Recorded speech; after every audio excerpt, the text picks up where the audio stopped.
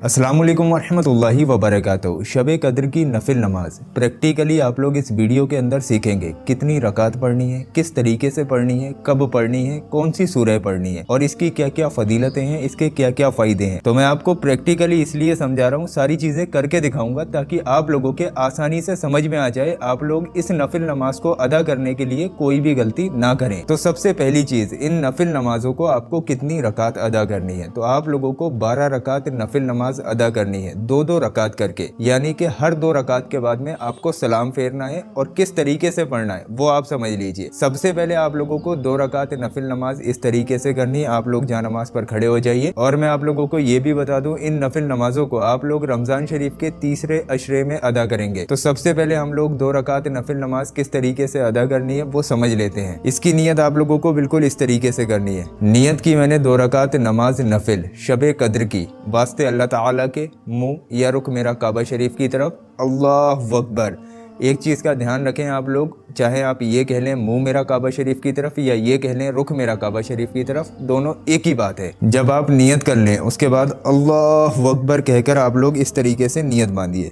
अब आप लोगों ने जैसे ही नियत बांध ली उसके बाद आपको एक बार सना यानी कि सुबहानक अल्लाहुम्मा व बिहम्दिका वत्तबारक अस्मुका वत्तआला जद्दुका वला इलाहा गैरुक, ये आप लोगों को 1 मरतबा पढ़ना है। उसके बाद आप लोगों को सूरह फातिहा यानी कि अल्हम्दु शरीफ को 1 मरतबा पढ़ना है। और सूरह फातिहा के बाद में आप लोगों को सूरह कद्र यानी कि इन्ना अंज़लनाहु फी लैलतुल कद्र जो सूरह है उस सूरह को 3 मरतबा पढ़ना है। और फिर उसके बाद में सूरह इखलास यानी कि कुल हुवल्लाह शरीफ पढ़ना है। फिर आप लोग अल्लाहु अकबर कहकर रुकू में जाएंगे। रुकू में आप लोगों को सुबहाना रब्बियल अज़ीम, सुबहाना रब्बियल अज़ीम, सुबहाना रब्बियल अज़ीम 3 मरतबा पढ़ना है। उसके बाद आप लोग समी अल्लाहु लिमन हमीदा रब्बना वलकल हम्द इस तरीके से कहकर खड़े हो जाएंगे।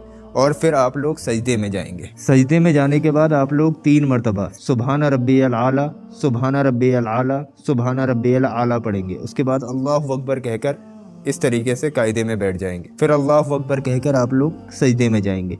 सुबहाना रब्बियल आला, सुबहाना रब्बियल आला, सुबहाना रब्बियल आला।